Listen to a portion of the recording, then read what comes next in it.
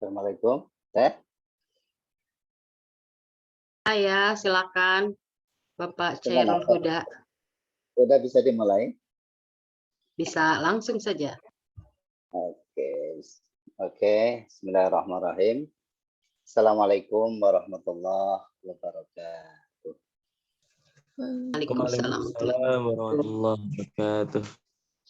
Bismillah, alhamdulillah, wala haula wala quwwata illa billah. Asyhadu an la ilaha illallah wahdahu la syarika lah wa asyhadu anna Muhammadan abduhu wa rasuluh. Allahumma shalli ala sayyidina Muhammad wa ala ali sayyidina Muhammad. Ustaz-ustazah, ananda semuanya, mulai pagi ini kita akan mengkaji kitab At-Tadhib fi Adillati Matan Ghayah wa Takrib. Ya, Tadhib ini merupakan syarah dari kitab Matan Ghayah wa Takrib. Maka dari itu, ananda semuanya, mungkin untuk pagi ini karena waktunya juga tidak banyak ya, mungkin saya ngasih pengantar saja, mungkin 15-20 menit, semoga saja selesai gitu ya, seperti itu. Untuk kitabnya mulai kita buka insya Allah minggu-minggu berikutnya. Tadi kita membicarakan kitab At-Tadhib. At-Tadhib ini tidak sama dengan At-Tahdzib ya. At-Tadhib. At-Tadhib ini lebih ke penguatan atau penguatan mazhab atau perengkuhan mazhab. Kitab Tadhib ini isinya pembukuhan dalil-dalil, penjelasan sih ada atau syarah sih ada, syarah atau penjelasan ada, tapi sifatnya lebih ke pembukuhan dalil. Berbeda dengan At-Tahdzib. Kalau At-Tahdzib lebih ke penataan ulang atau penyusunan ulang. Jadi kalau ananda atau ustadz-ustadzah ananda semuanya menemukan kitab At-Tahdzib, nah ini tidak sama dengan At-Tahdzib gitu ya. At-Tahdzib penataan ulang atau penyusunan ulang. Kita ambil contoh seperti karya Ibnu al-Maqdisi. Itu ada At-Tadhibul Kamal. Berarti penataan ulang, penyusunan ulang tentang kitab Al-Kamal. Ya, tentang Rijalul Hadis di situ. Demikian juga ada contoh At-Tahdzib Ibnu al-Katsir. Berarti penataan ulang supaya enak ya. Kitab Ibnu Katsir ini dibaca supaya enak, supaya lebih nyaman, supaya lebih memahamkan gitu ya.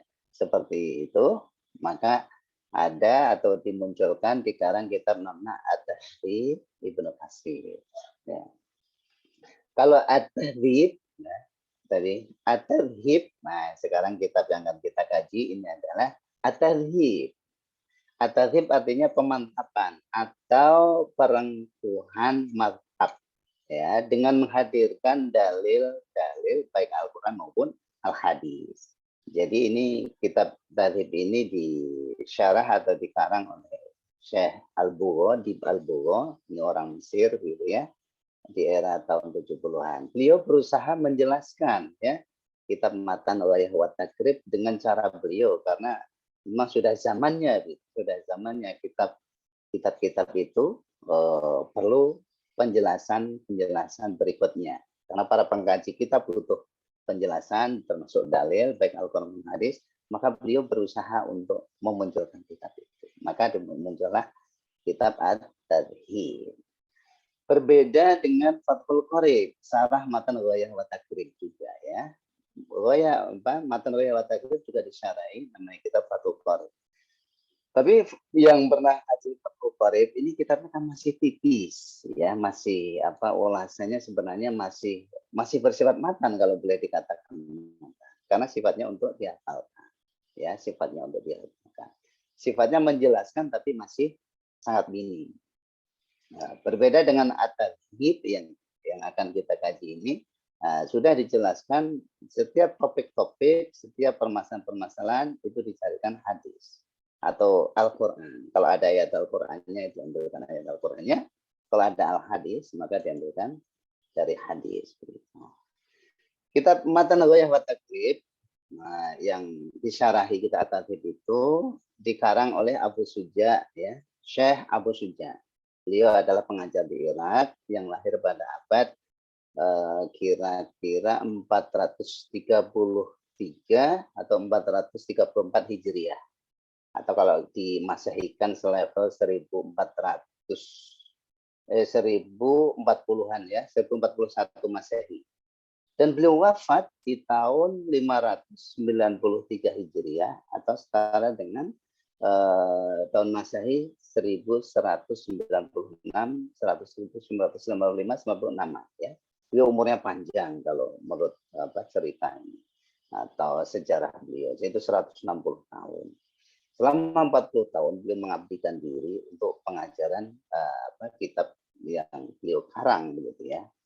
Dan menurut sejarah juga bahwasanya beliau tidak ditemukan karangan-karangan yang lainnya kecuali ini Matan Ghayah wa Taqrib ya. Matan Ghayah wa Taqrib. Dan kitab Matan Ghayah wa Taqrib, hadirin sekalian, ini termasuk kitab yang masyhur nomor 2 ya, masyhur nomor 2 di kitab-kitab Syafi'i, di madhab Syafi'i atau di fikih madhab Syafi'i, yaitu setelah kitab Minhajut Thalibin karangan Imam Nawawi. Sekali lagi bahwasanya kitab Matan Ghayah wa Taqrib ini termasuk kitab yang masyhur ya, masyhur. Masyhur dari sisi apanya gitu ya. Dikatakan masyhur apabila sebuah kitab atau sebuah buku karangan dari seorang ulama ini banyak yang mensyarahi, banyak yang memberi penjelasan, banyak yang menulis ulang ya, baik meringkasnya maupun menambahkannya. Kalau meringkas nama mukhtasar gitu ya, kalau menambahkannya bisa dikatakan syarah. Lebih panjang lagi, lebih detail lagi, nanti ada kitab hasyiah. Nah, ini hasyiah lebih detail lagi ya, yang kitab aslinya tipis diulas oleh ulama setelahnya menjadi agak panjang, diulas berikutnya lebih panjang lagi, begitu ya, bisa berjilid-jilid bahkan berpuluh jilid seperti itu. Sehingga kitab, kalau kita mengenal kajian kitab itu ada istilahnya kitab matan dan kitab al-mutawwal. Kitab matan ini tujuannya adalah untuk dihafalkan, untuk memudahkan menghafal. Maka dimunculkan ditulislah atau ditaklif kitab matan ya, kayak Matan Ghayah wa Taqrib. Tujuan Syekh Abu Syuja ini ngarang apa? Supaya umat ini mudah menghafalkannya gitu ya. Mudah menghafalkannya. Mulai dari bab Toharoh ya, bab bersuci dan seterusnya. Sampai bab yang terakhir nanti ada bab Al-Itku, yaitu bab tentang pembebasan jilbab. Ini sangat tipis sekali. Sangat memungkinkan untuk dihafal. Dan ada kitab kuning atau kitab At-Turus Al-Mutaqaddimin, warisan para ulama dulu yang dikenal Mutawwal. Ini sangat panjang tadi sudah saya sampaikan. Sekali lagi cara mengenal kitab itu terkenal, masyhur atau tidaknya ini dilihat dari banyak sedikitnya yang mensyarah. Nah, kalau kitab Al-Minhajut Thalibin tadi number 1 ya, nomor 1 istilahnya. Paling banyak disyarah dalam kitab fikih madhab Syafi'i. Yang mensyarah ratusan kitab, gitu ya, ratusan kitab. Tapi untuk Matan Ghayah wa Taqrib ini puluhan kitab yang mensyarah, gitu, yang mensyarah. Sehingga ada yang mengkategorikan nomor 2. Hadirin sekalian, bahwasanya kitab Minhajut Thalibin ini karena tadi yang paling masyhur, ini coba dikupas sedikit katanya. Merupakan ringkasan kitab Al-Muharrar karangan Imam Rafi'i. Kitab ini merupakan kitab, sekali lagi, kitab yang paling terkenal karena ratusan kitab yang mengarang berikutnya, begitu ya. Minhajut Thalibin, nah ini disyarah juga oleh Syekh atau Imam Asy-Syirbini, yaitu ulama kira-kira tahun 11 Hijriah, yaitu dengan nama kitab Al-Mughni Al-Muhtaj ya, Mughni Al-Muhtaj. Jadi Minhajut Thalibin yang sebelumnya ya tipis ya, lebih tipis tentunya ya. Yang sebelumnya tipis begitu, atau boleh dikatakan 1 jilid atau 2 jilid gitu ya, kalau dibuat yang edisi Lux-nya begitu.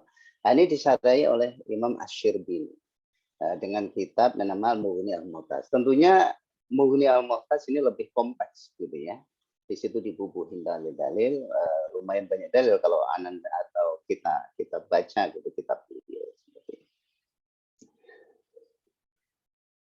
Imam Asy-Syirbini, hadirin sekalian yang dirahmati Allah. Ini juga selain beliaunya mensyarah kitab Minhajul Thalibin, beliau juga mensyarah kitab yang namanya Matan Abu Syuja. Ini masih ada keterkaitannya dengan Matan Abu Syuja, yaitu dengan nama Al-Iqna.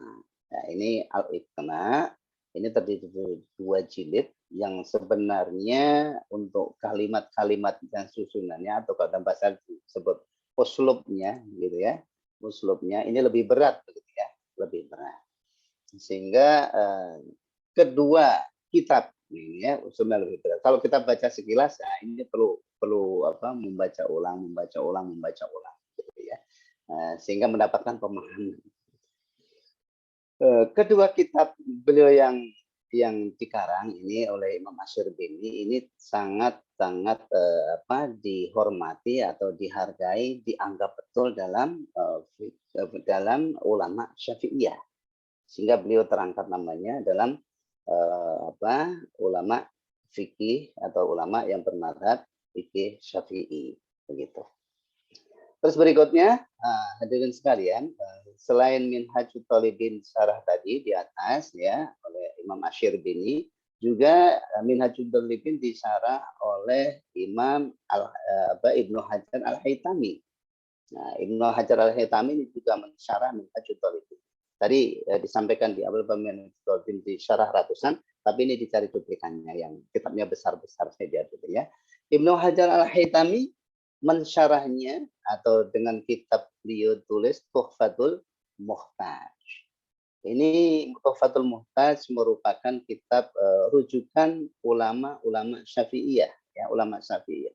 Kitab ini dijadikan mizan ukuran bagi seseorang apabila sudah mengkaji kitab ini. Nah, ini diperbolehkan untuk berfatwa. Ini artinya apa? Kitab ini memang sangat rumit, begitu ya. Sangat rumit untuk dibaca, untuk dikaji. Nah, tetapi bukan untuk pemula tentunya ya. Ini untuk yang menengah ke atas begitu.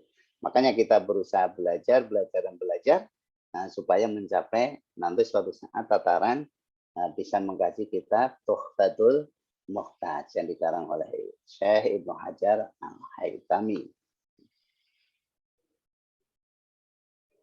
Selain itu, Minhajul Thalibin setelah disyarahi yang tadi ya, dua kitab besar di atas, juga Minhajul Thalibin disyarah oleh Imam Amrani. Namanya kitabnya Nihayatul Muhtaj ya. Kitab Nihayatul Muhtaj ini juga lebih tebal gitu ya. Lebih tebal, pembahasannya lebih lebih dalam, lebih detail. Kalau kitabnya ada 6 jilid besar gitu ya, edisi Laksha ada 6 jilid besar. Nah, ini mengkaji atau mengulas kitab Minhaj At-Thalibin yang dikarang oleh Syekh Imam Nawawi. Hadirin sekalian, 3 kitab besar yang ada di atas seperti ada Mughni Al-Muhtaj, Tuhfatul Muhtaj, Nihayatul Muhtaj. Ini sangat-sangat masyhur di kalangan ulama Syafi'iyah atau ulama terutama di kita begitu ya. Ulama di kita, di Indonesia, di Nusantara begitu. Nah, kenapa kitab ini lebih masyhur gitu ya? Karena penyebarannya tidak melalui era generasi awalnya Imam Syafi'i gitu ya. Setelahnya maksudnya.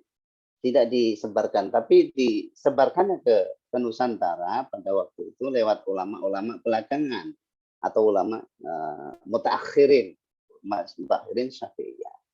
Seperti contoh yang lebih masyhur begitu ada yang sudah tadi saya sebutkan bahwa ada Fathul Qori, yaitu kitab yang dikarang oleh ulama tahun 12 Hijriah gitu ya. Terus ada Fathul Mu'in. Fathul Mu'in. Nah, ini adalah syarah dari Qurratul Ain.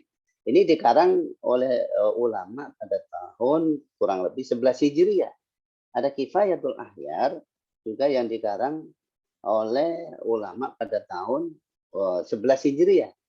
Nah, sehingga tahun-tahun ini merupakan penyebaran kitab-kitab pada masa ulama mutaakhirnya Syafi'iyah ya, Syafi'iyah.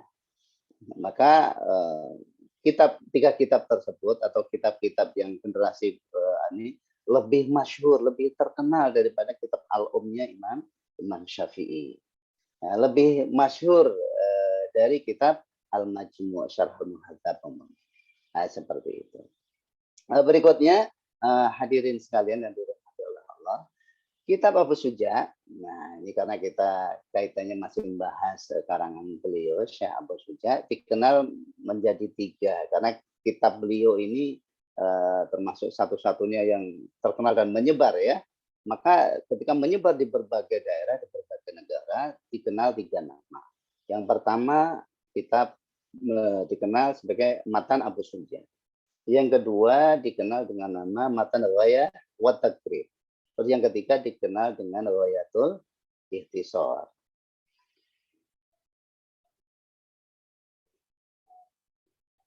Dari ketiga nama tersebut, hadirin yang dirahmati oleh Allah Subhanahu wa taala, bahwasanya dari kitab yang Matan Riwayah wa Taqrib terkenal tiga tadi, maka berbagai ulama itu mensyarahi. Seperti nama yang pertama terkenalnya kitab Matan Abu Suja itu Matan Abu Suja gitu ya, Matan Riwayah wa Taqrib dikenal Matan Abu Suja. Pernah disyarah oleh Imam Asy-Syirbini atau Asy-Syarbini dengan nama Al-Iqna. Ini lebih tebal begitu ya, tentunya karena syarah penjelas ya, penjelas kitab sebelumnya Al-Iqna. Ya, Al-Iqna diberi syarah kembali oleh Syekh Al-Bujairi. Ya. Matan Abu Suja itu sangat sederhana. Kalau kita baca nanti itu sangat mudah, sangat sederhana, mudah dihafalkan. Disyarah, dijelaskan berikutnya oleh Syekh Asy-Syirbini begitu dengan nama Al-Iqna. Al-Iqna juga agak lebar, pembahasannya detail, bahasanya agak rumit begitu ya. Disyarah kembali oleh Syekh Al-Bujairi gitu ya. Syekh Al-Bujairimi dengan nama kitabnya Khasyah Al-Bujairimi Al-Khatib. Ya. Nama yang kedua, ini dipercepat saja ya karena waktu. Matan Riwayah wa Taqrib disyarah oleh berikutnya. Nama yang kedua dari Matan Riwayah wa Taqrib tadi, yaitu Matan Riwayah wa Taqrib sendiri ya. Pernah disyarah oleh Ibnu Qasim Al-Ghazi dengan nama yaitu Fathul Qorib. Ya, tadi sudah disebutkan di depan. Fathul Qorib ini merupakan syarah Matan Riwayah wa Taqrib. Tapi Fathul Qorib ini masih tipis. Masih layak disebut kitab matan gitu ya. Masih bisa dihafal juga gitu. Saya yang sudah pernah mengkaji Fathul Qorib. Fathul Qorib disyarah lagi. Nah, ini sudah Fathul Qorib mensyarah, tapi Fathul Qorib disyarah ulang, dijelaskan oleh ulama Mesir pada abad 13-an ya. Nah, namanya Syekh Al-Bajuri. Ya, dengan nama kitabnya Khasyah Al-Bajuri ala Syarah Ibnu Qasim Al-Ghazi. Nah, ini semangatnya luar biasa ya para ulama-ulama kita untuk mensyarah atau menjelaskan kitab-kitab sebelumnya. Terus Matan Riwayah wa Taqrib, nah ini masih sama ya, nama yang kedua tadi disyarah oleh Ibnu Qasim Al-Ghazi tadi dengan Fathul Qorib yang masih tipis begitu. Fathul Qorib disyarah lagi ya, tadi disyarah. Berikutnya sekarang syekh kita ya, imam kita yang dari kita itu juga mensyarah kitab Fathul Qorib, yaitu Syekh Nawawi Al-Bantani dengan kitabnya yang berjudul At-Tarsyih ala Syarhi Ibnu Qasim Al-Ghazi. Nah, ini sebenarnya syarahnya seperti syarah Al-Makhli terhadap kitab Waraqat gitu ya. Nah, enggak terlalu tebal-tebal amat begitu ya. Enggak terlalu tebal. Terus berikutnya nama yang ketiga, Matan Riwayah wa Taqrib dikenal dengan Riwayatul Ikhtisar. Riwayatul Ikhtisar ini juga disyarah oleh seorang imam yang namanya Taqiyuddin Al-Hisni Al-Husaini dengan nama kitabnya Kifayatul Ahyar. Ini yang pernah lihat Kifayatul Ahyar, ini ada 1 jilid besar atau 2 jilid ya, dicetak dalam 2 jilid. Nah, Kifayatul Ahyar ini punya kelebihan yang sangat banyak sekali gitu ya. Karena Kifayatul Ahyar di dianalisis dari bahwasanya dia merupakan penjamaan atau penggabungan dari kitab besar, gitu ya, atau penggabungan dari saripati kitab-kitab besar atau dua kitab besar, yaitu kitab Al-Aziz yang dikarang oleh Imam Ar-Rafi'i dan Raudhatul Thalibin. Ya. Kitab Kifayatul Ahyar ini merupakan syarah terbaik, ya, merupakan syarah yang sangat bagus, termasuk yang terbaik lah, ya. Karena di dalamnya setiap permasalahan di situ dibubuhkan dalil-dalil baik Al-Quran maupun hadis, ditambah penjelasan-penjelasan oleh pengarangnya. Di samping itu, kita matan goyang waktu itu juga masih ada pensarah-pensarah berikutnya, gitu ya. Di situ ada kitab Umdatun Nadhar fi Tasrih Ghayah Al-Ikhtisar yang dikarang oleh Syekh Taqiyuddin Abi Bakar Ibnu Al-Ajal. Terus ada lagi Al-A'naq yang dikarang oleh Syekh Muhammad Al-Manusi. Beliau meringkas kembali setelah mensarah itu, beliau ringkas kembali kitab itu dengan nama At-Tasrif Al-Isma atau Asma bil Al-Hilli wal Afad Ad-Disujjah. Ya, terus matan Ghayah wa Takrib tadi masih ada mensarah lagi dengan nama kitab Al-Fath wa Fardhu Kashfi Al-Muhbah Al-Ghayah Al-Ikhtisar, yaitu yang dikarang oleh Syekh Ahmad Ibnu Qasim Al-Ubadi. Terus berikutnya masih ada lagi matan Ghayah wa Takrib ini disarah oleh dengan kitab yang namanya Nihayah fi Syarh Ghayah oleh Syekh Al-Waliyuddin Al-Basir. Terus berikutnya masih ada kitab Mukhtasar Al-Sujah. Ya. Ini juga mensarah kitab matan Abu Suja yang dikarang oleh Syekh Ahmad Al-Khashashi.